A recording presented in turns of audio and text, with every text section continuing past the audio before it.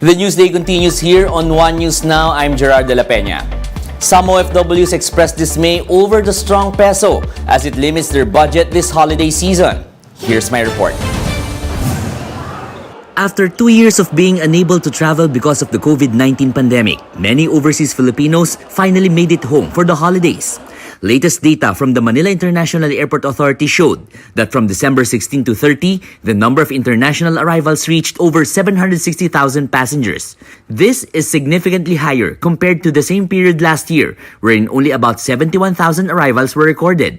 But it seems that dollar earners won't be spending as much after all here in the Philippines. Many overseas Filipinos were welcomed home with a stronger peso, meaning their dollars won't yield as much pesos. Recall that the peso almost breached the 60 per dollar mark in October, its weakest level in history. This was after the US Federal Reserve increased its interest rates to combat rising inflation. But with the Bangko Sentral ng Pilipinas matching the US Fed's rate hike, the local currency eventually recovered. The peso ended the year strong at 55 pesos and 75 centavos. Some, like Rovelyn, expressed dismay over the peso gaining strength. She flew home from Hong Kong to spend the holidays with her family. But it seems she won't be able to buy much with her dollars. Ang baba po ng palit, tapos ang mga bilihin naman dito is sobrang taas. So parang useless din yung tapos biglang nagkasama-sama ng problema. Wala na pong excitement ang pag-uwi namin. After back-to-back tightening, the US Federal Reserve will likely temper its rate hikes as inflation eases. And according to the BSP, this could mean stability at the very least for the peso. It seems that the strong dollar period is over.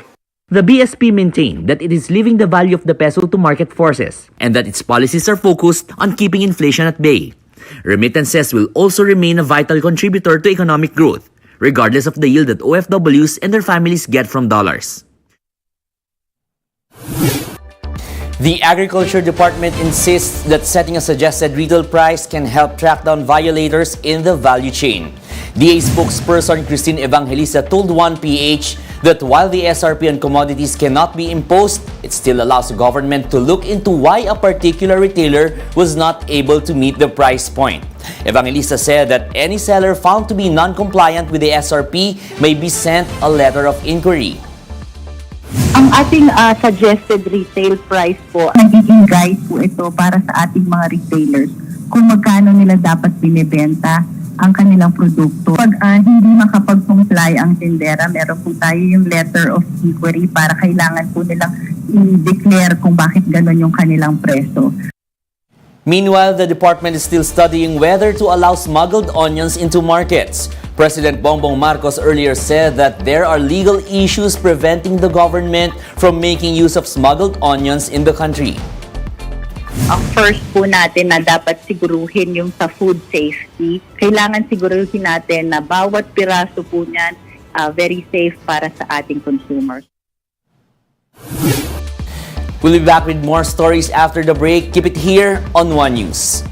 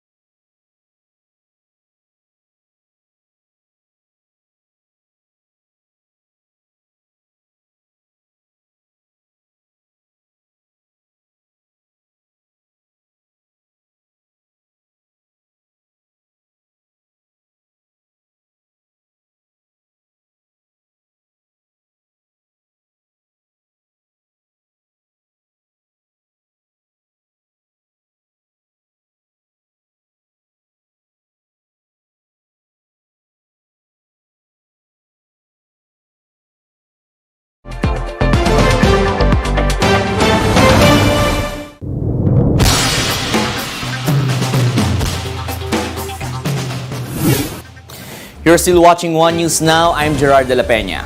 From wars to the death of a monarch, the world has seen it all this year. Here's a roundup of major events that shaped the world in 2022. The year began with the world still recovering from the COVID-19 pandemic, but economies plunged deeper in February after Russia invaded Ukraine. The ongoing war triggered a mass exodus of Ukrainians and several sanctions on Russia by the West. Shortly after, Sri Lanka found itself embroiled in a massive protest as activists breached the country's presidential palace. A new Sri Lankan president has since been elected in July. Meanwhile, Chinese President Xi Jinping was re-elected for an unprecedented third term, making him the first Communist Party ruler after Mao Zedong to do so. Xi then proceeded to reshuffle top politicians, getting rid of the old guard. Back in the home front, the Philippines elected a Marcos back in Malacanang. Ferdinand Bongbong Marcos Jr. won the May elections by a record 31 million majority votes. From new presidents to deaths of world leaders, in July, former Japanese Prime Minister Shinzo Abe was shot dead while attending an election campaign. Over in the UK, Britain's Queen Elizabeth II died at the age of 96. She was the kingdom's longest ruling monarch, sitting on the throne for 70 years. Of course, it wouldn't be a complete year without geopolitical tensions. In August, former U.S. House Speaker and known China critic Nancy Pelosi went to visit Taiwan, angering China in the process.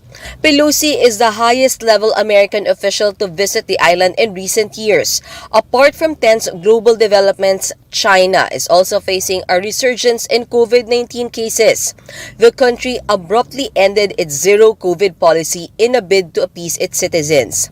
But as China reports more and more infections, the country is also being suspected of underreporting its COVID deaths. For now, the World Health Organization is hoping that 2023 may finally be the year to declare COVID-19 over. But until then, the people of the world will have to go on living with a virus that has disrupted life as we know it. For News 5, Mean Los Baños, we are One News.